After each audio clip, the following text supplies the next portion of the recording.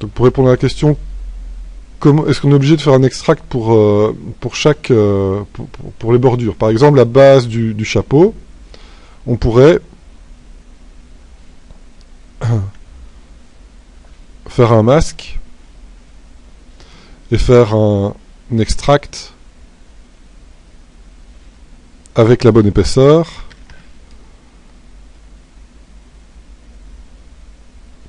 pour avoir la pièce dont on a besoin pour faire la base du chapeau. Et dans ce cas-là, bien, il ne resterait que à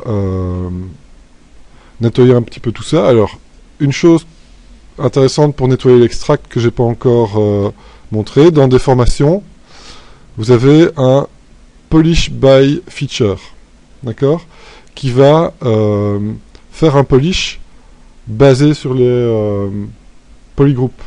Et donc on voit que le Polish by Feature, les zigzags qui ont été créés par l'approximation du masque, eh bien on voit que ça peut être nettoyé assez vite. D'accord? Donc ça c'est une première manière de nettoyer facilement un extract. Et après de faire un delete hidden, close all, et repartir en Dynamesh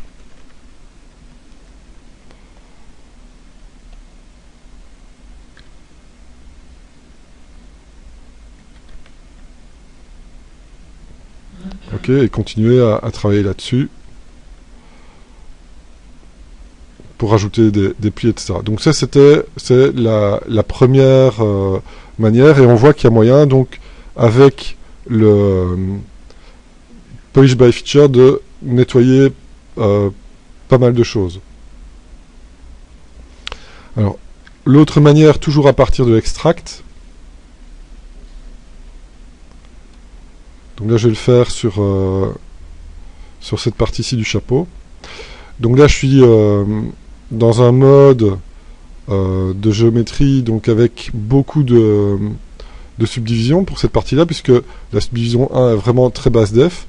Donc ici j'ai beaucoup de subdivisions pour arriver à la forme clinée. Comment est-ce que je peux faire une bordure? Eh bien, je peux par exemple isoler la partie de la bordure, créer un masque avec ça, et puis le masque, je peux faire un gros masque, ok, pour augmenter la taille du masque vers l'intérieur, et je peux faire ça à une subdivision inférieure pour que le masque soit accentué plus fort. Et ensuite je fais un sharpen mask, ok, et là on voit que j'ai sélectionné une bordure en fait, et je peux continuer à faire des gros masques et des sharpen masks pour avoir la bonne taille de la bordure.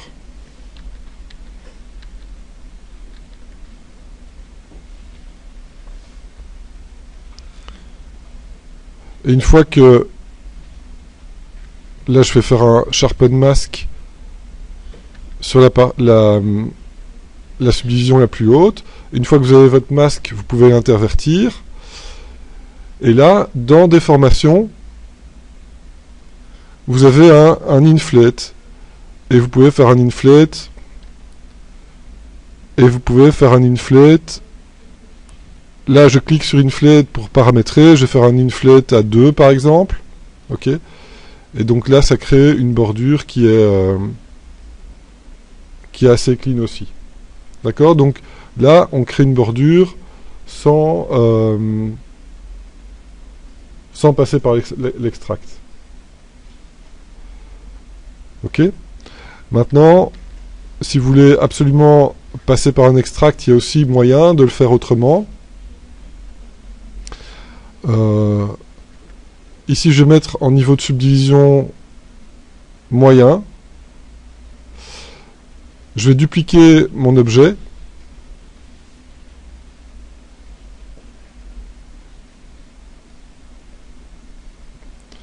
Je vais isoler la bordure, faire un delete hidden, Donc là, il me dit qu'il faut qu'il n'y ait pas de subdivision, donc je vais faire un delete lower et un delete higher. Je fais un delete hidden. Et je vais faire un extract directement sur l'objet. Et là, on voit qu'il crée un objet qui a directement la bonne épaisseur. Je peux accepter. Et donc là, vous voyez qu'il a fait un extract sur l'objet low poly en créant une géométrie low poly. Quand on fait un extract d'une, on va dire d'une forme simple, eh bien, il donne juste de l'épaisseur à la forme simple. Ok, donc là, je vais peut-être refaire un extract avec une épaisseur moins grosse. Voilà, je vais accepter. Encore un peu moins gros, non, j'accepte. Ok, là je fais un léger inflate pour que ça déborde un petit peu du chapeau. Et là je vais faire deux subdivisions, increase all, deux subdivisions. Et là j'ai une bordure qui est assez clean. Alors elle est plus clean pardon, en dessous qu'au-dessus. Donc au-dessus, bien, il va falloir que je déplace une série de points avec le move en symétrie. Et pour faire ça de manière plus aisée, c'est l'objet chapeau ici que je vais subdiviser à fond, enfin que je vais remettre à fond au niveau des subdivisions. Voilà. Et c'est celui-là que je vais bouger en symétrie.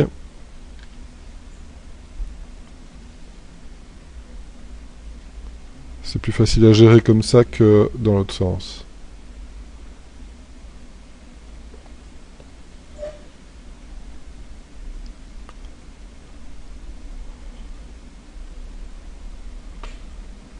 Évidemment, ça ressort par en dessous, donc il faudra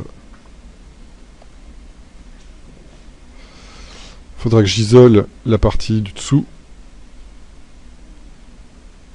Ouais, je vais refaire ça correctement.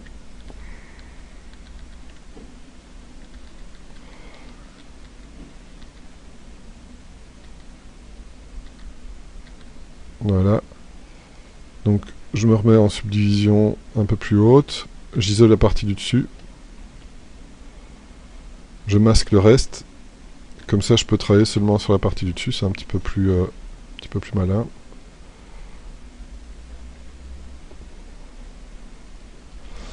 Ok, donc plusieurs manières d'arriver à un résultat en fonction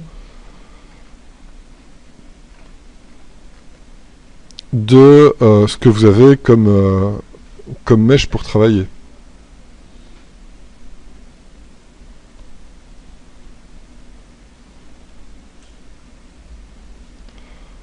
Ok, donc là on a une belle bordure bien clean pour le chapeau.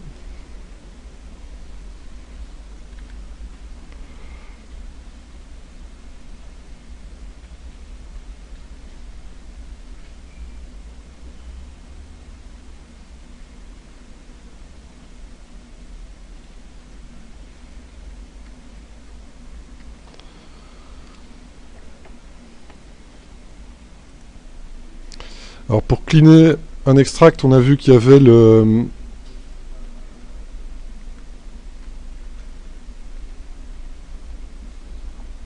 smooth by feature. On peut aussi utiliser le clip curve. Je remontre rapidement l'utilisation du clip curve. Ok, où on va vraiment nettoyer les différents éléments qui dépassent.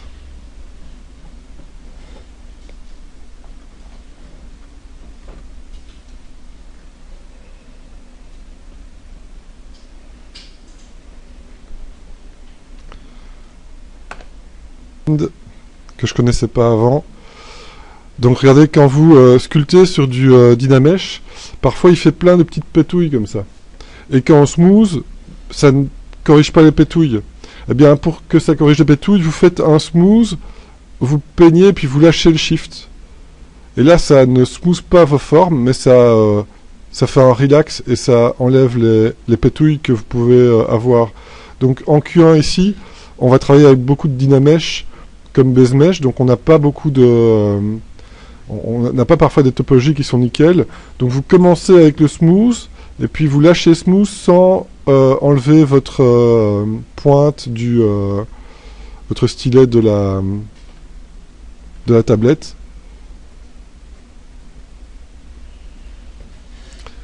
Et donc ça c'est assez utile. Ouais.